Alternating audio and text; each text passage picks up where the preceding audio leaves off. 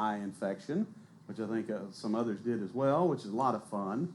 And of course, the routine of having both boys home every day has been fun. So, enjoying that. Summer has started out very good, but I hope yours has as well. We talked last week. We started in the book of Haggai. And if you're like me, just not that long ago, seems like, you hear, the preacher's going to preach on Haggai, and you think, what in the world is that? And then hopefully you saw last week that what that is very relevant to us today, is it not? So just as a refresher, in Haggai 1, in the first chapter there, we're dealing with the Israelites who have been in captivity back, remember Jeremiah 29:11, that verse we love, where God says, I have plans to bless you and prosper you and all these things that we hang on our wall, of course, neglecting the one before it where it's going to be 70 years. But anyway, this is the end, this is the blessing that they're getting. They are able to come back home and be back in their homeland. Can you imagine all the feelings that came rushing back to some of those who remembered that area? You ever go into a place and the feelings come back? Like for me, going to my granny's house, my mom's mother, she lived in Tennessee, and we called her, conveniently, Tennessee Granny. Yeah, original, I know. But when I would walk into my granny's house, the smell brought back everything.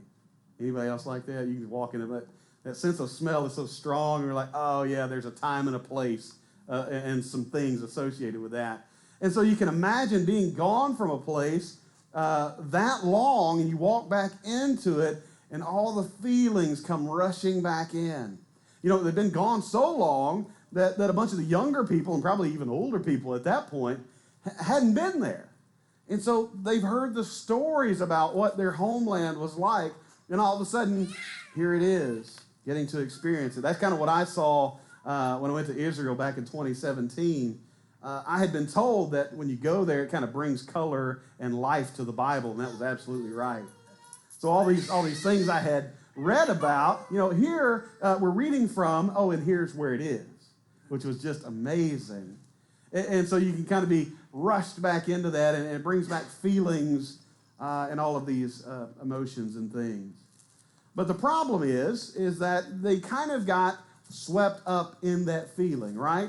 They were so happy to receive God's blessing and to be back in their homeland, to be back among their people in that place, that they were only focused on themselves. As we read last week, God's asking them, why are you so focused on your nice houses while my house lies in ruin?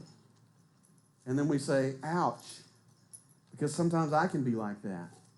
I'm so focused on me and mine and what I want to pursue that I haven't stopped to ask, where's my relationship with God? Am I doing the things God would have me do?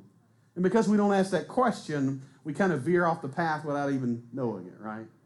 We look up and realize we're somewhere over here. And so Haggai says some very memorable things. The thing I keep with me, do you remember last week when we talked about Haggai said, you plant a lot, but you harvest very little. He said, you get money, but you put it in like a purse that's full of holes. You remember that? Anybody else feel like that? I do. Because we're so focused on, hey, what can I get, that all of a sudden it's gone. That's a bad feeling. Anybody ever lost something out of a pocket? Like legitimately, oh my goodness. Like didn't spend too much and just didn't notice it. So when I went to see my sister a couple of weeks ago, meet my niece, we still hadn't exchanged Christmas gifts. Anybody else in that state like I am? Our family's so laid back about holidays that it's just we'll get to it when we get to it. But we got there, and me and Katie and my sister and my brother-in-law exchanged Amazon gift cards. Anybody else do that? Like they're different color, but that was it, So we're exchanging money that way. And so my sister, I guess knowing me, she printed out the activation code on a neon pink sheet of paper. And I was like, okay, that's fine. But between Corpus Christi and Mont Belvieu, John apparently took out his keys out of his pocket or something, and that thing is gone. And so I thought immediately, oh no. And so the next morning, first thing I did was text her and say, hey, you got that activation code?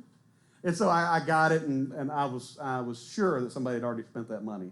But luckily I got it, and then spent a little extra. You know how that is. You got to round it up, and then once you get there, you got something else you got to get too. But I know the feeling of losing something out of my pocket. I thought it was in there, and it's gone. And Haggai says, notice the things. He said, be careful. Look at your ways. Look what's going on. You're living this way, so focused on yourself, not understanding what God has called you to do. And again, we hold up the mirror and the Bible together and say, all right, well, where am I in this? And so he continues that thought today in the second chapter. And I would encourage you to go read this. It's only 2 chapters. I'm covering all but just a little section at the end of this.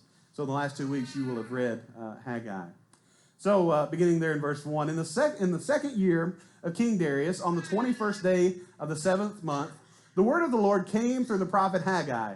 Speak to Zerubbabel, son of Shealtiel, governor of Judah, to Joshua, son of Jozadak, the high priest, and to the remnant of the people. Ask them, who of you is left who saw this house in its former glory? How does it look now? Does it not seem to you like nothing? So what God is doing here is he is kind of reaching back into these people's nostalgia.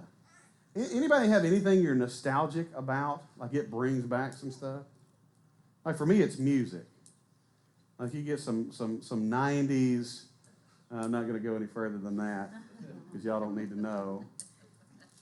But there's some music, and I mentioned my grandmother's house. That takes me back to a place. Somebody's got something that you know. Anything take you back? Y'all just not nostalgic people. Cheap gas.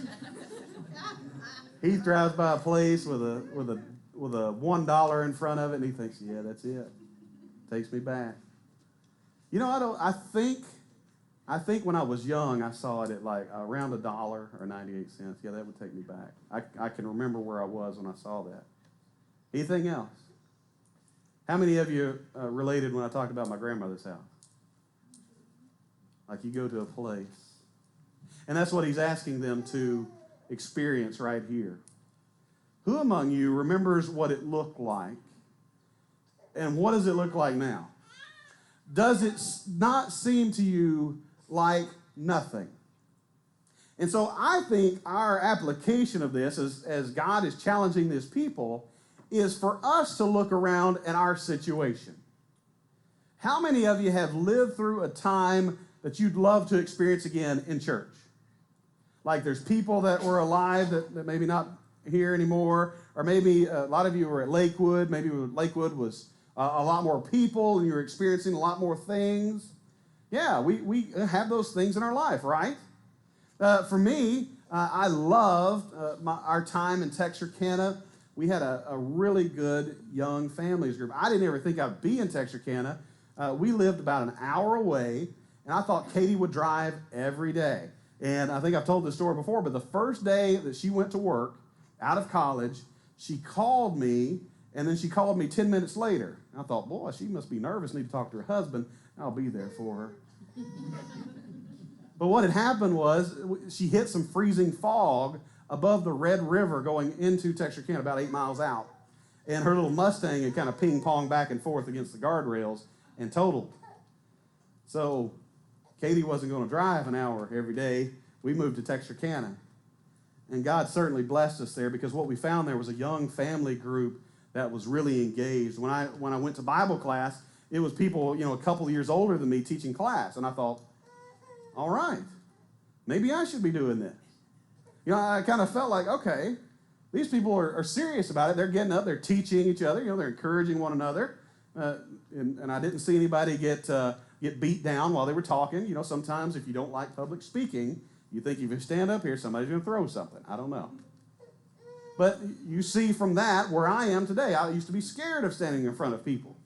But I thought, man, I think I can do this. And so we challenged one another, And so I think very fondly about that time where we were getting into the Word. We were very serious. We had Bible studies together. We'd go feed the homeless together, do all of these things. I have a beautiful picture.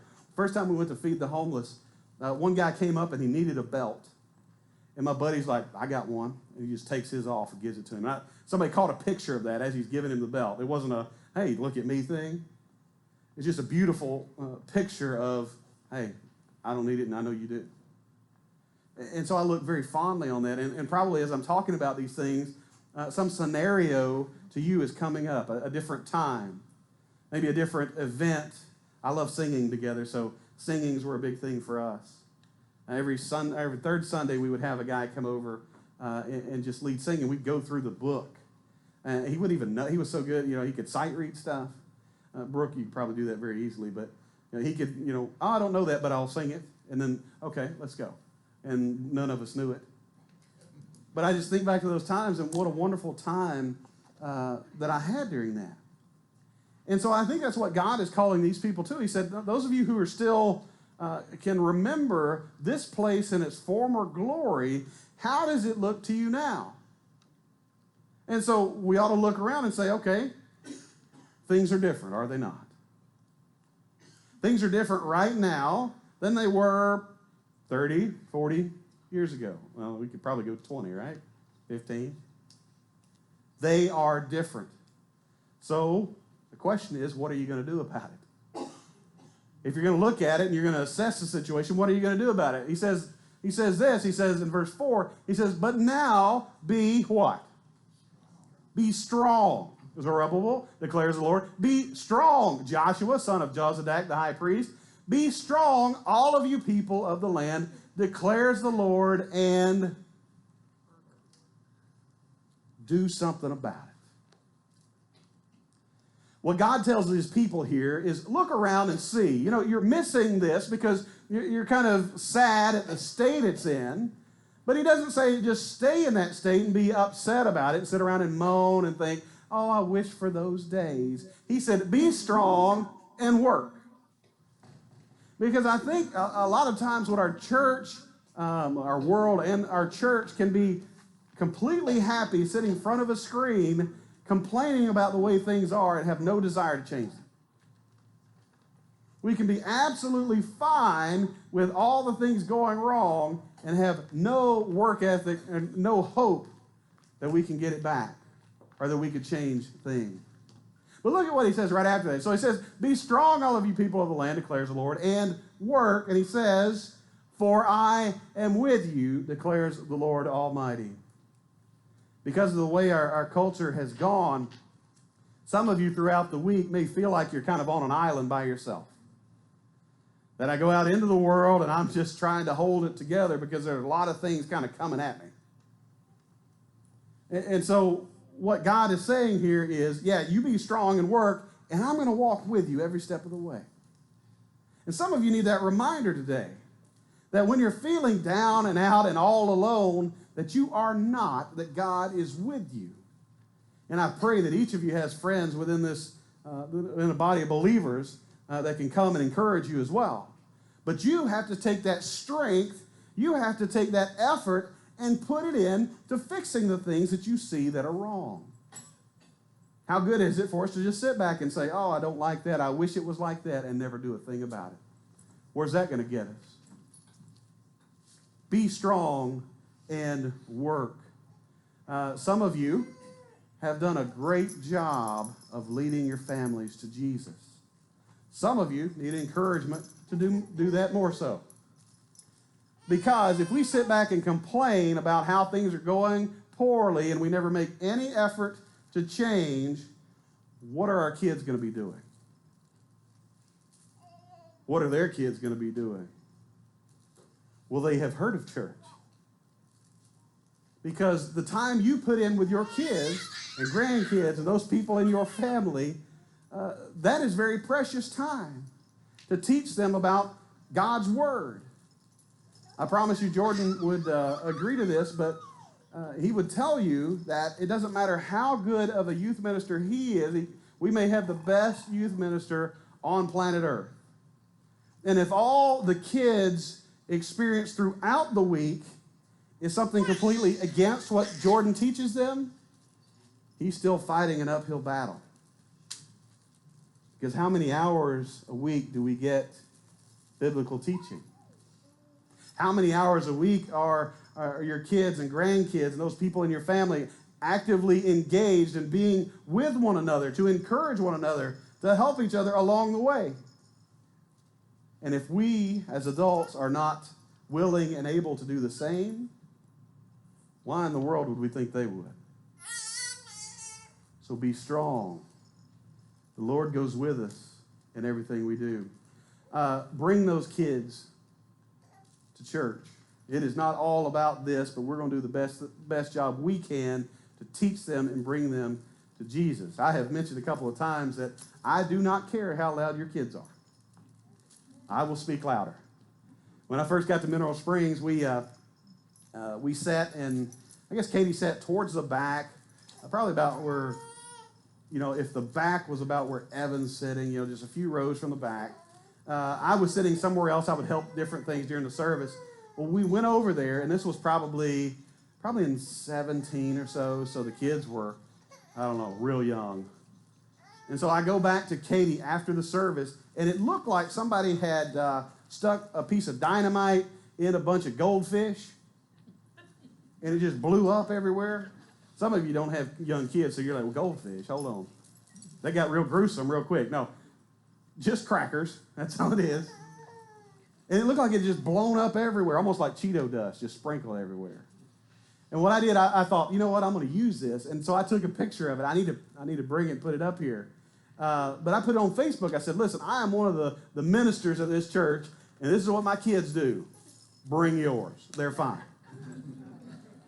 We own a broom. We own a vacuum. We can handle it. Can we not, church? Sometimes we are so focused on little things, and I don't want the noise, or they're too messy, or whatever, and then we complain while the church is kind of drifting from God.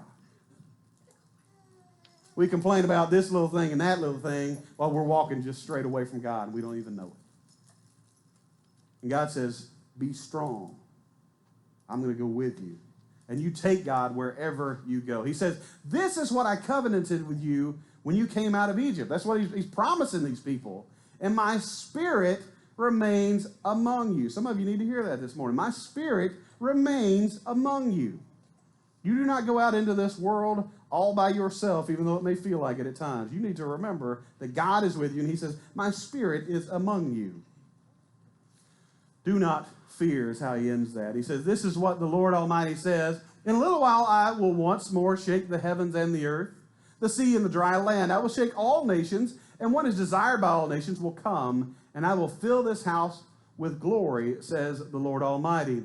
The silver is mine, and the gold is mine, declares the Lord Almighty. The glory of this present house will be greater than the glory of the former house, says the Lord Almighty. And in this place I will grant peace, declares the Lord Almighty. So what I want to encourage you as we read those words right now, is I've asked you to think back into a time in church that you think about often. Man, I wish it was like this. And what I want to tell you this morning is that if you do what God says, to be strong, to understand he's with you, to put in the work, that God will bless it in a way that you will live to a point where you're going to wish for these times. But if all we do is sit back and we think about the old times, these times are going to leave us. Do you guys think that if we put our heads together and we work together in this community, we can create some absolutely amazing memories right here in this place? Do you think that? So it's not enough to think that, is it? It's not enough for us to just agree that that's a great thing. But we have to, again, be strong and work.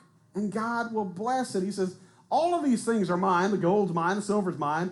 I am going to handle this if you will follow me.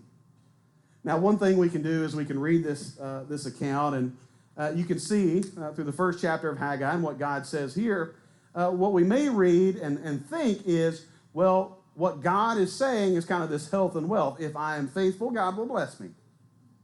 And, of course, if we only focus on a couple of scriptures, we may think that. But if we look at the whole of Scripture, What we see is that God blesses and doesn't bless people based on nothing at times. You think about Job, a righteous man, right? He went through some terrible things. And this time here, God says, you need to turn back to me. I have actually, in Haggai 1, he says, remember, you planted a lot, you harvested little, and that was me trying to get your attention.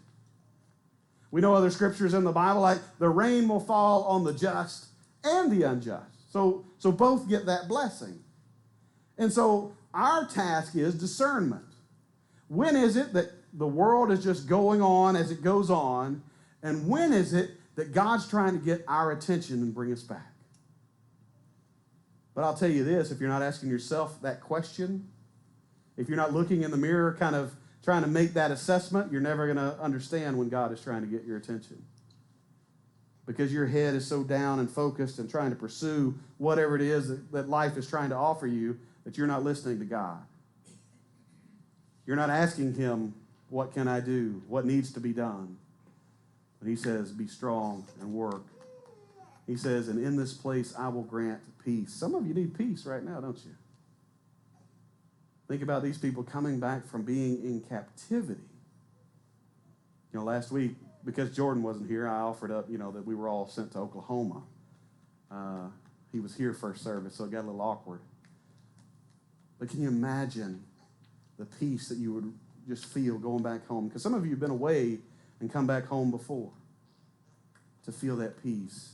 That's what God says here. Verse 10, he says, on the 24th day of the 9th month, in the 2nd year of Darius, the word of the Lord came to the prophet Haggai. This is what the Lord Almighty says. Ask the priest what the law says. If someone carries consecrated meat in the fold of their garment, and that fold touches some bread or stew or some wine, olive oil, or other food, does it become consecrated? The priest answered, no. So what God is saying here is you don't become holy by osmosis. Otherwise, we'd have a fight every Sunday morning, the most holy of us, wherever we thought that person was, and we just have a big circle around them, right? It'd be awkward. But he says, you don't become holy by osmosis. Just showing up and sitting in a chair does not make you consecrated or holy to the Lord. You understand that? That may be very difficult for us to hear, but in what God is trying to impress upon them, that's what he's saying. You don't become holy by osmosis. He says, then Haggai said, if a person defiled by contact with a dead body touches one of these things, does it become defiled? Yes, the priest replied, it becomes defiled. So when I hang around these people who are doing bad things, or I'm doing bad things myself, then the things I do are then defiled because I am a defiled person. You understand that? That's what God is saying here. If you want to follow him, you follow him. You don't get that by osmosis. And what you do is if you're walking away from God, if you yourself are defiled, then everything you do is defiled because you are not consecrated to the Lord. And that's very difficult for us to think about. Because our thought is that, God just wants us all back no matter what, and he does. But then we don't take any action. We don't work hard. We don't think about our relationship with God. We don't try to draw closer to him. And that's not what he's asked. He's asking us to return. Otherwise, everything we do is defiled. Verse 14, then Haggai said, so it is with this people and this nation in my sight, declares the Lord. Whatever they do and whatever they offer there is defiled, because they were a defiled people. They had intentionally walked away from God. Now give careful thought to this from this day on. Consider how things were before one stone was laid on another in the Lord's temple. When anyone came to a heap of 20 measures, there were only 10. When anyone went to a wine vat to draw 50 measures, there were only 20. I struck all the work of your hands with blight, mildew, and hail, yet you did not return to me, declares the Lord. Some of you need to look at your life. You need to look yourself in the mirror right now and say, is God trying to get my attention? Because I would have no doubts that there is somebody sitting here right now that feels this. That God is trying to get your attention to return to him, because in your spirit, because the Spirit of God is with you, you know in your spirit that you have walked away from him, that you have drifted apart from him, that there is something between you and God. So what are you going to do about it? God is saying to the people, look at all the ways I've tried to shake you and wake you up and tell you, come back to me. And you didn't return to me. So what's going on in your life? Is God having to shake you? Is something going on that you say, I need to return to him? Because God wants you back. He's not going to make you, but he's going to try to wake you up. And that's what he says to the people here. He says, from this day on, from this 24th day of the 9th month, give careful thought to the day when the foundation of the Lord's temple was laid. Give careful thought. Is there yet any seed left in the barn? Until now, the vine and the fig tree, the pomegranate and the olive tree have not borne fruit. From this day on, I will bless you. Why? Because they returned to God. Remember at the end of Haggai 1, they said, we will rebuild the Lord's house. Now again, if you're only reading that part of it and you just focus on one sentence, you think, oh, I have faith, God blesses me. No, God blesses us in so many ways. Many times what we want from God is the new car, new house, right?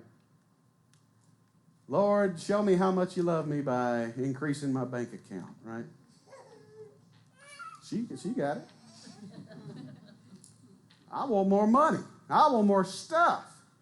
God will bless you in so many ways just by following him. That doesn't mean you're going to live and everything's going to go perfectly because you're following him. Anyone lived long enough to know just because I'm following God doesn't mean everything's going to go right. He doesn't promise that, does he? But he does promise to be by your side the whole time. He says, be strong and work. You do something about it. You try to put in some effort. You try to draw closer to him and see what he does with your life. But often, we're just okay sitting back, complaining, wondering why in the world I haven't grown closer to God while not lifting a finger or even standing up to walk towards him. So this morning, I just want to ask you that question. How is your relationship with God? What is it that needs to be done to strongly encourage you to come back to him? Why have you walked away? What is it in your life that has caused you this draw towards something out here in life to bring you away from him? What is it that needs to be removed? What is it that you need to rethink? How much time I'm spending doing X, Y, Z? Come back to God because he does want you back. And I want to encourage you, I want to encourage this church that as we come together, as we draw closer to God, he's going to bless this place. And I fully expect that years from now, we will look back on this time with such fond memories, with ways in which we came together and we worked for the Lord and we did things here in this community and God blessed them. And so when we have this sermon in 10 years, we're thinking about 2022 and the way we said yes to God. So say yes to him this morning. Tyler's going to